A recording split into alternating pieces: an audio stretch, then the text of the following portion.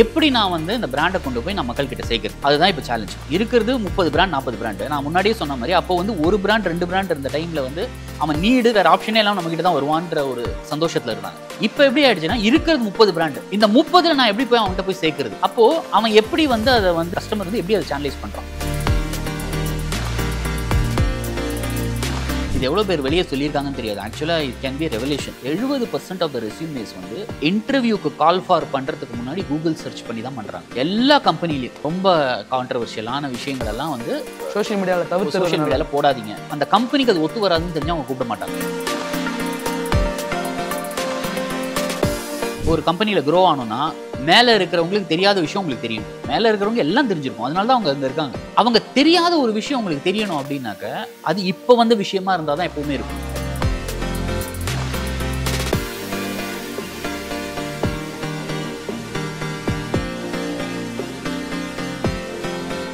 Magic 20 Tamil நேயர்களுக்கு வணக்கம். Magic 20 தமிழோட நாலேஜ் சீரியஸ்க்கு உங்களை எல்லாம் வரவேற்கிறது நான் விஜயராவணன். இன்னைக்கு நம்ம கிரியா யூனிவர்சிட்டியில் இருக்கோம். நம்ம கூட கிரியா யூனிவர்சிட்டியோட associate professor mister Sathya Saminathan sir இருக்காரு. சார் வணக்கம் சார். வணக்கம். எப்படி சார் இருக்கீங்க? நல்லா இருக்கேன், நீங்கள் எப்படி இருக்கீங்க? நல்லா இருக்கும் சார். முன்னாடிலாம் ஒரு பிராண்ட்னா அந்த பிராண்ட் தான் ஃபர்ஸ்ட் இருக்கு இல்லையா? ஆனால் இப்போது செல்ஃப் பிராண்டிங் அப்படின்றது பெருசாக இருக்குது. ஆண்டர்ப்ரனர்ஸ் வந்து கம்பெனியை பிராண்ட் பண்ணுறாங்களோ இல்லையோ தங்களை பிராண்ட் பண்ணிக்கிறாங்க. அது மூலியமாக தான் அவங்களோட ப்ராடக்டே செல் பண்ணுறாங்க. முன்னாடிலாம் பிராண்டு தான் பெருசாக இருந்துச்சு இல்லையா? ஸோ இந்த டிரான்சிஷன் இப்போ நடந்திருக்கு. இதை நீங்கள் எப்படி பார்க்குறீங்க அப்படின்னு? இது எப்படின்னு பார்த்தீங்கன்னா அகெயின் வந்து I have to come back to the economy. நீங்கள் எக்கானமி வந்தீங்கன்னா இன்றைக்கி வந்து எப்படி ஆயிடுச்சுனாக்கா குளோபலைசேஷன் 99 2000 இந்தியாவுக்கு வந்ததுக்கப்புறம் இந்த மார்க்கெட்டே ஓப்பன் ஆகிடுச்சு. ஒரு டைமில் வந்து இந்தியாவில் வந்து கம்பெனி ஆரம்பிக்கணும்னா ரொம்ப கஷ்டம் வேரியஸ் ரீசன்ஸ்னால. அப்புறம் வந்து இந்த குளோபலைசேஷன் வந்த அப்புறம் ஒரு இண்டஸ்ட்ரியிலையும் 20 கம்பெனி 30 கம்பெனி வர ஆரம்பிச்சிட்டாங்க. நான் சொல்கிறது ரொம்ப மினிமம் மோஸ்ட். ஓகே இல்லையா? இப்போ நீங்கள் இன்சூரன்ஸ் கம்பெனிஸ் எடுத்திங்கன்னா ஒரு காலத்தில் எல்ஐசி மட்டும் இருந்துச்சு. இப்போ பார்த்தீங்கன்னா கிட்டத்தட்ட ஒரு 22 கம்பெனி இருக்காங்க இன்சூரன்ஸ் கொடுக்குறாங்க. நம்ம எது கரெக்டுன்னே நம்மளால் கண்டுபிடிக்க முடியாத சுச்சுவேஷன். ஸோ இந்த ப்ரெஷர் இருக்கும்பொழுது நீங்கள் வந்து உங்கள் பிராண்டை எஸ்டாப்ளிஷ் பண்ணுறதுன்றது ரொம்ப ரொம்ப கஷ்டம். I tell you a very psychological example for this. இப்போ நீங்கள் ரோட்டில் போகிறீங்க, யாரோ ஒருத்தர் வந்து உங்ககிட்ட வந்து டிக்ஷனரி விற்கிறார். நீங்கள் பார்த்துருப்பீங்க ரோட்டில் டிக்ஷனரி அட்லாஸ்லாம் விற்பாங்க. நீங்கள் எவ்வளோ தடவை அவர்கிட்ட நின்று நீங்கள் என்ன சொல்கிறீங்க சொல்லுங்கள், இந்த அட்லாஸ்னால என்ன எனக்கு உபயோகம்னு எவ்வளோ தடவை நீங்கள் கேட்டிருப்பீங்க? ஸ்கிப் பண்ணிட்டு அப்படியே போயிடுவோம். இல்லைங்க நாங்கள் ஃபேமிலியோடு வந்துருவோம், டிஸ்டர்ப் பண்ணாதீங்க. அதே மாதிரி சம்டைம்ஸ் நீங்கள் பார்த்தீங்கன்னாக்க கதவை தட்டி பட்டர் பிஸ்கெட்லாம் விற்பாங்க. அதெல்லாம் முன்னாடி இருந்துச்சு, முன்னாடி விற்பாங்க. இந்த மாதிரி அதெல்லாம் இப்போ டோட்டலாக போயிடுச்சு. அகர்பத்தி எல்லாம் விற்பாங்க. ஏன் அதெல்லாம் போயிடுச்சு அப்படின்னு பார்த்தீங்கன்னாக்க கடைசி ஒரு 10 வருஷத்தில் human beings stopped liking anything that is prone towards selling. Okay, அதாவது ஒருத்தர் சேல்ஸ் பண்ண வராருன்னு தெரிஞ்சாலே அவாய்ட் பண்ணிடுறாங்க. நீங்கள் என்கிட்ட விற்க வரீனாலே அப்போ என்ன ஏமாத்த வரையோ அப்படின்ற மாதிரி அந்த பாயிண்ட் ஆஃப் வியூவில் ஆயிடுச்சு. அவங்களை தவிர்த்துட்டு போயிடுறோம். ஏமாத்துறதுன்றதை விட அது ஒரு போரிங்கான ஒரு விஷயமா நினைக்கிறாங்க. ஒரு இன்டென்ஷனோட பேசுறான்ப்பா, அவன்கிட்ட என்னப்பா பேசுறான் அப்படின்றது வந்து அது வந்துருது. இப்போ எல்ஐசி ஏஜென்ட்ஸ் வந்து நம்ம வித்துட்டா நீ ஜெயிச்சிட்ட மாதிரி, அதுக்கு நான் உடன்பட மாட்டேன். கரெக்ட். இப்போ sometimes LIC agents MLM companies வேலை பார்க்குறவங்க அவங்கெல்லாம் வந்து அதை பேசும்பொழுதே நம்ம என்ன நினைப்போம்னா மை பேக் ஆஃப் த மைண்டில் இவர் எம்எல்எம்ல ஜாயின் பண்ண வைக்கிறதுக்கு தான் இதெல்லாம் பேசுறாரு, அதுக்காகத்தான் நம்மள பேசுறாரு, நம்மளோட வந்து பேசுற ஒரு மேரேஜ் எல்லாம் ஒரு பார்த்தாருனா கூட அப்படி நம்ம ஓரமாக ஒதுக்கி போயிடுறது காரணம் இதுதான். ஸோ மக்களுக்கு என்ன ஆயிடுச்சுன்னா இந்த சேல்ஸ் அப்படின்னு பண்ணாலே போரிங் நினைக்கிறாங்க. இப்போ நம்ம யூடியூப்லேயே பாருங்களேன், எவ்வளோ ஆட்ஸ் வருது. எத்தனை ஆட் வந்தாலும் ஸ்கிப்புன்ற வேர்டே தான் நம்ம பார்த்துட்டு இருப்போம். அந்த 5 செகண்ட் முடிஞ்சு ஸ்கிப்னு போட்டால் டக்குன்னு, ஏன்னா நமக்கு அது சேல்ஸ். ஓகேவா? அவன் சேல்ஸ் பண்ணுறான் அப்படின்னு தெரிஞ்சிருச்சுனாலே நமக்கு அது வி டோன்ட் லைக் இட். அப்போது எப்படி நான் வந்து இந்த பிராண்டை கொண்டு போய் நான் மக்கள்கிட்ட சேர்க்கறது, அதுதான் இப்போ சேலஞ்ச். இருக்கிறது 30 பிராண்ட் 40 பிராண்டு. நான் முன்னாடியே சொன்ன மாதிரி அப்போ வந்து ஒரு பிராண்ட் 2 பிராண்ட் இருந்த டைமில் வந்து அவன் நீடு வேறு ஆப்ஷனே எல்லாம் நம்மகிட்ட தான் வருவான்ற ஒரு இதில் இருந்தாங்க, சந்தோஷத்தில் இருந்தாங்க. இப்போ எப்படி ஆயிடுச்சுன்னா இருக்கிறது 30 பிராண்டு, இந்த 30ல் நான் எப்படி போய் அவன்கிட்ட போய் சேர்க்கறது? அப்போது அவன் எப்படி வந்து அதை அவன் வந்து சேனலைஸ் பண்ணுறான், அதாவது கஸ்டமர் வந்து எப்படி அதை சேனலைஸ் பண்ணுறான்? அவனுக்கு ஒரு விஷயம் தேவை, இந்த கம்பெனிக்கு போனால் நம்ம சேஃப்பா அப்படின்னு நினைக்கிறாங்க. அந்த சேஃப்ன்ற வார்த்தை எங்கேருந்து வருதுன்னு பார்த்தீங்கன்னாக்க மோஸ்ட்லி அந்த இண்டிவிஜுவல் மேலே இருக்கிற நம்பிக்கையில் தான் வருது. ஓகேங்களா? இப்போ வந்து நிறைய பேர் இதை சொல்லுவாங்க. இப்போ லிங்க்டின்ல கூட இப்போ ரீசெண்ட்லி பார்த்தீங்கன்னா நம்ம நிறைய பேருக்கு இன்ஸ்பிரேஷனாக இருந்த ரத்தன் டாட்டா மறைஞ்சிட்டார். அவர் மறைவப்போ எல்லாரும் லிங்க்டின்ல போஸ்ட் எழுதினாங்க நிறைய பேர். அப்போ எழுதும்போது என்ன சொன்னாங்கன்னா டாட்டானா நம்பி வாங்கலாம், டாட்டானா ட்ரஸ்ட்டு, டாடா அது எப்படின்னா அவர் மேலே இருந்த நம்பிக்கை அப்படியே வந்து அந்த பிராண்டு மேலே ஓவர் த பீரியட் வந்து ஃப்ளாஷ் அவுட் ஆச்சு. ஆனாங்க டாடான்ற கம்பெனி மேல இருந்த நம்பிக்கை அது போன ஜென்ரேஷனுக்கு. ஓகே. ஸோ அதுலேருந்து நீங்கள் பார்த்தீங்கன்னா அடுத்தடுத்த ஜென்ரேஷன் வரும்போது, இப்போ இந்த ஜென்ரேஷன் வரும்போது அவங்க என்ன நினைக்கிறாங்க அப்படின்னு பார்த்தீங்கன்னாக்க, அதை யார் பண்ணுறாங்க, பண்ணுறவங்க வந்து நல்லவனா இருந்தால் ஆட்டோமேட்டிக்காக ப்ராடக்ட் நல்லவங்களா இருக்கும், நல்லா இருக்கும் அப்படிங்கிறது தான் வந்து மக்களுடைய இப்போது தாட் ப்ராசஸாக இருக்குது. அது ஏன் மக்களோட தாட் ப்ராசஸ் ஆகிடுச்சுன்னா, நிறைய பேர் இருக்கனால கன்ஃபியூசிங்காக இருக்குது. ஒரு 30 பேர் என்கிட்ட வந்து சேல்ஸ் பண்ணும்போது யார் இவங்க 30 பேரில் நான் யாரை செலக்ட் பண்ணுறது அப்படிங்கிற கன்ஃபியூஷன் இருக்கும்போது, ஒருத்தர் மட்டும் கொஞ்சம் நல்லவராக தெரிஞ்சாலும் நம்ம அவர்கிட்ட வாங்குவோம் இல்லையா? அதுக்காக தான் அந்த பர்சனல் பிராண்டிங் பண்ணுறாங்க. ஆனால் நான் இப்பவும் சொல்கிறேன், company is always higher than individuals. ஓகேங்களா? அது கம்பெனி தான் முக்கியம். ஆனால் அந்த கம்பெனி அவன் பார்க்க வைக்கிறதுக்கு என்ன பண்ணுறது, ஃபஸ்ட்டு கொஞ்ச நாளைக்கு நீங்கள் பர்சனல் பிராண்டிங் பண்ணி தான் ஆகும். கொஞ்ச நாளைக்கு நீங்கள் யாருன்றதை அவனுக்கு தெரிஞ்சு தான் ஆகும். ஓகே, இவர் வந்து இவ்வளோ நல்லவர், 20 வருஷமாக இண்டஸ்ட்ரியில் இருக்கார், அவருக்கு எல்லாமே தெரியும், அவரோட படிப்பும் நல்ல படிப்பாக இருக்குது, அவருடைய ஃபேமிலி பேக்ரவுண்டும் ஒரு எஸ்டாப்ளிஷ்டு ஃபேமிலிலேருந்து வந்திருக்காரு, அவரோட ரிசோர்ஸஸ் நேச்சுரல் ரிசோர்ஸஸும் அவரோட சொந்த கிராமத்துலேருந்து எடுத்துகிட்டு வர்றாரு, அப்போ அந்த ப்ராடக்ட் நல்லா தான் இருக்கும் அப்படின்னு நமக்கு ஒரு மைண்ட் செட் கிடைக்கிறதுக்கு அந்த பர்சனல் பிராண்டிங் ரொம்ப முக்கியமாக இருக்குது. அதுதான். ஆனால் ஒன்ஸ் அந்த பர்சனல் பிராண்டிங் பண்ணி இந்த கம்பெனி ஒர்க் அவுட் ஆகலன்னு வச்சுக்கோங்களேன், ப்ராடக்ட் அப்போ கூட ஒர்க் அவுட் ஆகாது. இப்போ ஒரு எக்ஸாம்பிள் சொன்னால் சில பேர் சொல்லுவாங்க, ஃபிலிம் டைரக்டர்ஸ்லாம் சொல்லுவாங்க, இந்த ஸ்டார் பவர்னுவாங்க. அந்த ஸ்டார் பவர் வந்து இந்த ஸ்டார் என்ன பண்ணுவாங்கன்னா, ஃப்ரைடே நீங்கள் மூவி ரிலீஸ் பண்ணுறீங்கன்னா ஃப்ரைடே சாட்டர்டே சண்டே ஆடியன்ஸ் உள்ளே கொண்டு வந்துருவாங்க அந்த ஸ்டார். ஆனால் படம் நல்லா இருந்தால் தான் அந்த மண்டேலேருந்து பிக்கப் ஆகும் இல்லையா? அது மாதிரி தான் இது. ஸோ இது வந்து இந்த பர்சனல் பிராண்டிங் பண்ணி நீங்கள் யாருன்றதை காமிச்சிடலாம் அவங்ககிட்ட. பட் ப்ராடக்ட் நல்லா இருந்தாலும் அது ஃபியூச்சரில் நீங்கள் சஸ்டெயின் பண்ண முடியுன்றதுக்கு வந்து எப்போவுமே நம்ம மைண்டில் இருக்க வேண்டிய ஒரு விஷயம். ஓகே. ஆனால் இப்போ அது கொஞ்சம் லிமிட் தாண்டி ஜாஸ்தி ஆகிற மாதிரி நீங்கள் சொன்னீங்களே அந்த லிங்க்டின் நம்மளும் பார்க்குறோம், அதுக்காக கேட்டேன். அது ஏன் அப்படின்னு பார்த்தீங்கன்னா, எல்லாமே வந்து நம்ம கையில் வரும்பொழுது நம்ம அதை மிஸ்யூஸ் பண்ணுறதுன்றது வந்து நடக்கிறது தானே. இப்போ நம்ம அதை எப்படி சேனலைஸ் பண்ணுறதுன்றது தெரிய மாட்டேங்குது. அதுக்கு நான் வந்து என்கிட்ட கன்சல்டிங் பண்ண வர கம்பெனிஸ் கிட்ட சொல்கிற ஒரு விஷயம் என்ன அப்படின்னு பார்த்தீங்கன்னாக்க, நீங்கள் வந்து ஒரு மார்க்கெட்டிங் அட்வைசர் வச்சுக்கோங்க. அந்த மார்க்கெட்டிங் அட்வைசர் வழியாக நீங்கள் அதை பண்ணுங்கள். இது பண்ணுறதா இருந்தாலும் பிராண்ட் ஏஜென்சி, இப்போலாம் நிறைய பிராண்ட் ஏஜென்சிஸ் இருக்காங்க. ஒரு பிராண்ட் ஏஜென்சிஸோட டைப் பண்ணிக்கோங்க. டைப் பண்ணிவிட்டு நீங்கள் வந்து எப்படி அவங்கள வந்து மார்க்கெட்டிங் பண்ணி பிராண்ட் சஸ்டெயின் பண்ணிக்கலான்றதை நீங்கள் பிளான் பண்ணி பண்ணுங்கள். ஏன்னா சில விஷயம்லாம் நீங்கள் பார்த்தீங்கன்னாக்கா நம்ம வெளியேருந்து பார்த்தா அது தெரியாது, ஆனால் உள்ளே வந்து 100 அர்த்தம் இருக்கும். இப்போ நீங்கள் வந்து இந்த கிரிக்கெட் பிளேயர்ஸ் எல்லாம் மேட்ச் முடிஞ்சதுக்கப்புறம் அவங்களோட குழந்தைங்களோட கிரவுண்டில் விளையாடுற சீன்ஸ் நீங்கள் பார்த்துருப்பீங்க, கரெக்டாக? இது வந்து போன ஜென்ரேஷனில் கிடையாது. போன ஜென்ரேஷன்னா நான் சொல்லி கிரிக்கெட் பிளேயர்ஸோட போன ஜென்ரேஷன். இப்போ நம்ம வந்து ஃபேமிலியே பார்த்துருக்க மாட்டோம். நம்ம ஃபேமிலி பார்க்குறதே பெரிய. எத்தனை பேருக்கு அனில் கும்ப்ளேயோட ஒய்ஃப் எப்படி இருப்பாங்கன்னு தெரியும், எத்தனை பேருக்கு ஜவஹர் ஸ்ரீநாத் ஒய்ஃப் எப்படி இருப்பாங்கன்னு தெரியும், நிறைய பேருக்கு தெரியாது. இப்போ வந்து நம்ம எல்லா கிரிக்கெட்டர்ஸோட ஒய்ஃப்ஸும் நமக்கு எப்படி இருப்பாங்கன்னு தெரியும், அவங்க குழந்தைங்க முதற்கொண்டு எப்படி இருக்காங்கன்னு தெரியும். இதுவே பார்த்தீங்கன்னா ஒரு ஸ்ட்ராங் மார்க்கெட்டிங் மெசேஜ் பின்னாடி. ஏன் அப்படின்னு பார்த்தீங்கன்னா, இந்த ஐபிஎல் வர விட்டு, இப்போ ஐபிஎல் நடந்துட்டு இருக்கிறனால சீசன் சொல்கிறேன், இது ஐபிஎல் வர விட்டு என்ன பண்ணுறாங்கனாக்கா, நீங்கள் more and more you show the family to people. நீங்கள் வந்து beyond cricket lovers you can get fans. இப்போ நான் கிரிக்கெட் லவராக இருந்தால் தான் அவரை ஃபேன் ஆகணுன்ற அவசியம் கிடையாது. நான் ஒரு சாதாரண ஒரு ஹோம் மேக்கராக இருந்தால் கூட நான் வந்து அவரோட ஃபேன் ஆக முடியும். ஏன்னாக்க என்னோட பாயிண்ட் ஆஃப் வியூ என்ன, நல்லவர்ப்பா, ஒய்ஃபை நல்லா வச்சுருக்காரு, குழந்தைங்களை நல்லா படிக்க வைக்கிறாரு, எனக்கு அவர் ரொம்ப பிடிக்கும், நல்லா இருக்காங்க, ஹாப்பி ஃபேமிலியாக இருக்காங்க, எனக்கு அவங்கள ரொம்ப பிடிக்கும் அப்படின்ற மைண்ட் செட்டை கொண்டு வரதுக்கு தான் இதெல்லாம் பண்ணுறாங்க. இதெல்லாம் யார் பிளான் பண்ணுறாங்க பார்த்தீங்கன்னா, பிராண்டிங் ஏஜென்சிஸ் தான். ஸோ நீங்கள் எதை சேனலைஸ் பண்ணணுனாக்கா, உங்கள் பிராண்டிங் ஏஜென்சிஸை நீங்கள் சேனலைஸ் பண்ணிங்கன்னா what to post and what not to போஸ்ட்ன்றது அவங்க சொல்லிடுவாங்க. ஸோ அதுலேருந்து நீங்கள் அதை பண்ண முடியும்.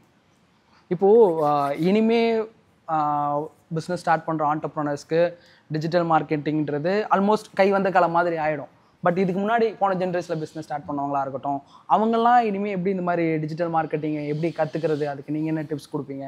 இல்லை அதுக்கு நம்ம இந்த கிரியாவில் பண்ணுறோம் இல்லையா, எக்ஸிக்யூட்டிவ் எஜுகேஷன் ப்ரோக்ராம், இந்த மாதிரி இதுக்கு அவங்க வந்தால் கரெக்டாக இருக்குமா? நாம் அதை ப்ராமிஸ் பண்ண முடியுமா? கண்டிப்பாக. இப்போ நீங்கள் வந்து நான் ஏற்கனவே சொன்ன மாதிரி ஒரு டைமில் வந்து இலிட்ரஸி அப்படின்னா படிப்பு எழுத படிக்க தெரியாதவங்கள தான் இலிட்ரேட்னாங்க. இப்போ வந்து உங்களால் வந்து கம்ப்யூட்டர் ஆப்ரேட் பண்ண தெரியாமல் இல்லை டிஜிட்டல் தெரியாமல் இருந்தாலே யூ ஆர் அ பிஸ்னஸ் இலிட்ரேட்டுங்கிறாங்க. ஸோ உங்களால் வந்து ரொம்ப கஷ்டம். நீங்கள் ஒரு சாதாரணமான ஒரு சின்னதாக ஒரு கடை வச்சுருந்தா கூட உங்களுக்கு ஒரு வெப்சைட்டாவது இருக்கணும், அட்லீஸ்ட் ஒரு ஃபேஸ்புக் பேஜாவது இருக்கணும். ஏன் அப்படின்னு பார்த்தீங்கன்னா, நீங்களே யோசிச்சு பாருங்கள், நம்ம எவ்வளோ விஷயத்த நம்ம கூகுள்லேருந்து எடுக்கிறோம். ஒரு ரெஸ்டாரண்ட் வேணும்னா கூட ரெஸ்டாரண்ட் நியர் மீன் நம்ம போட்டு தான் அதுக்கு போகிறோம். வரும்போதே அப்படி தான் சார். அதுதான். ஸோ அது வந்து நம்மளுக்கு நார்மல் ட்ரெண்ட் ஆகிடுச்சு. இப்போ நான் வந்து எனக்கு ஒரு சூப்பர் மார்க்கெட் வேணும் அப்படின்னா சூப்பர் மார்க்கெட் நியர் மீ அப்படின்னு நம்ம போடுறோம், கொரியர் ஷாப் நியர் மீ அப்படின்னு போடுறோம். எது பக்கத்தில் அது காட்டுதோ அதுக்கு போகிறோம். அப்போ உங்களோட digital presence is very important. நீங்கள் வந்து உங்களுக்கு வந்து ஒரு 1000 கஸ்டமர்ஸ் இருக்கலாம், 2000 கஸ்டமர்ஸ் இருக்கலாம் உங்கள் ஷாப்புக்கு. இருந்தால் கூட நீங்கள் நியூ கஸ்டமர்ஸ் வரணும்னு நீங்கள் ஆசைப்பட்டீங்கன்னா இந்த digital presence is very important. நான் சில ஆண்டர்ப்ரனர்ஸ்லாம் பார்த்துருக்கேன். எனக்கு ஆக்சுவலாக ரொம்ப ஒரு சரியலாக ஃபீல் ஆகும் அவங்கள பார்க்கும்போது. அவங்க என்ன சொல்லுவாங்கன்னா, நாங்கள் 100 வருஷமாக கதை நடத்துகிறோம், எங்களுக்கு இதெல்லாம் தேவையே இல்லை அப்படின்வாங்க. பட் அது வந்து ஒரு சஸ்டைனபிள் பிஸ்னஸ் மாடல் இல்லைன்றது தான் நான் நினைப்பேன். ஏன்னா அந்த 100 வருஷமாக உங்களுக்கு தெரிஞ்ச கஸ்டமர்ஸ் தான் எவ்வளோ நாளைக்கு அவங்க வந்து பையிங் லைஃப் ஸ்டைலே இருப்பாங்க. அவங்க ஓல்டாக ரிட்டையர் ஆவாங்க, சில பேர் டிமைஸ் ஆவாங்க. உங்களுக்கு நியூ கஸ்டமர்ஸ் வந்துக்கிட்டே இருக்கணும். அப்போ வந்துக்கிட்டே இருக்கணும் அப்படின்னு பார்த்தீங்கன்னா நீங்கள் அந்த கஸ்டமர்ஸ்க்கு ஏற்ற மாதிரி உங்களை ஃபைன் டியூன் பண்ணிக்கணும். அப்போ எனக்கு ஆல்ரெடி நான் 45 வயசு ஆயிடுச்சு, 50 வயசு ஆயிடுச்சு, நான் எப்படி ஃபைன் டியூன் பண்ணுறது அப்படின்னு பார்த்தீங்கன்னா, நீங்கள் இப்போ சொன்ன மாதிரி there are several colleges including Kriya University offer courses இதுக்குன்னே. இந்த மாதிரி ரிஃபைன்ட் ஆண்டர்ப்ரனர்ஸ், அதாவது ஆல்ரெடி எக்ஸ்பீரியன்ஸ்ட் ஆண்டர்ப்ரனர்ஸுக்கு டிஜிட்டல் டிரான்ஸ்ஃபர்மேஷன் எப்படி பண்ணுறது அவங்களுடைய பிஸ்னஸை அப்படிங்கிற கோர்சஸ் எடுக்கிறாங்க. அந்த கோர்சஸ் அட்டன் பண்ணால் அவங்களுக்கு வந்து ஒரு ஐடியா கிடைக்கும் எப்படி பண்ணுறது அப்படின்றது. அதுக்கப்புறத்துலேருந்து அதுதான் ஸ்டார்டிங் பாயிண்ட். நான் அதை அட்டன் பண்ணிங்கன்னா you will become an expert நான் சொல்லவே மாட்டேன். அது ஒரு ஸ்டார்டிங் பாயிண்ட். அது வந்து உங்களுக்கு ஒரு பொறி மாதிரி கிடைக்கும். அதுலேருந்து நீங்கள் அதை எப்படி நீங்கள் பெருசாக ஃபயர் ஆக்குறீங்க, எப்படி அடாப்ட் பண்ணி அதுக்கப்புறம் அதை வந்து எப்படி நீங்கள் இம்ப்ளிமெண்ட் பண்ணுறீங்க உங்களுடைய பிஸ்னஸ்ன்றதை நீங்கள் கொஞ்சம் கொஞ்சமாக பண்ணால் தான் அது ஒர்க் அவுட் ஆகும். பட் டெஃபினட்டாக அது முக்கியன்றது என்னுடைய. நம்மளும் சில பேர் ஆண்டர்ப்ரனர்ஸ்ட்டை பேசும்போது ஆல்ரெடி நான் பிஸ்னஸ் பண்ணுறேன், சம்பாதிக்கிறேன், நான் ஏன் தொடர்ந்து கற்றுக்கணும், நான் ஏன் இதுக்கு கோர்ஸ்க்கு வரணும், நான் ஏன் இதுக்கு வரணும் அப்படின்றது தான் அவங்களோட ஃபஸ்ட்டு கொஸ்டினாகவே அதான் இருக்குது. ஸோ இதை நீங்கள் எப்படி பார்க்குறீங்க? அதெல்லாம் இல்லை, நீங்கள் வரணும் அப்படின்னா அதுக்கு என்ன ரீசன் சொல்லுவீங்க?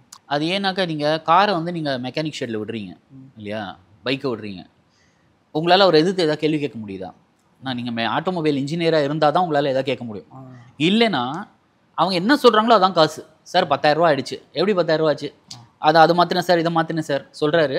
நம்ம எதுவும் ஆர்கியூவே பண்ண முடியாது. ஆமாம், உண்மைதான் போல. உண்மைதான் சார், நீங்கள் அடுத்த மாதம் இதுக்கு ஊருக்கு போகிறீங்க, இதெல்லாம் பண்ணலன்னா அவ்வளோதான் அப்படின்னுவாரு. நம்ம ஒன்றும் பண்ண முடியாது. நீங்கள் டாக்டர்கிட்ட போகிறீங்க, அவர் ப்ரிஸ்கிரிப்ஷன் எடுத்து 5 எழுதுறாரு, நீங்கள் என்ன ஏதுன்னு கேட்காம அந்த 5 டேப்லெட்டையும் நீங்கள் சாப்பிட்றீங்க அடுத்த நாள் இல்லையா? ஏன் இது வருதுன்னா இது வந்து நமக்கு இருக்கிற அறியாமையினால தான் அது வருது. இப்போ நம்ம அதை தெரிஞ்சுக்கிட்டோம்னு வச்சுக்கோங்க. இதே ஃபார்மஸ்டிக்கல் இண்டஸ்ட்ரியில் வேலை செய்கிற ஒரு மெடிக்கல் ரெப்பாக இருக்காருன்னு வச்சுக்கோங்க, அவர் அந்த 5 மாத்திரையும் சாப்பிட மாட்டார், அதில் 2 சாப்பிட்டா போதும், மீத்து 3 அவர் சும்மா எழுதியிருக்காரு அப்படின்னு நினச்சிட்டு அவர் 2 தான் எடுத்துப்பார்.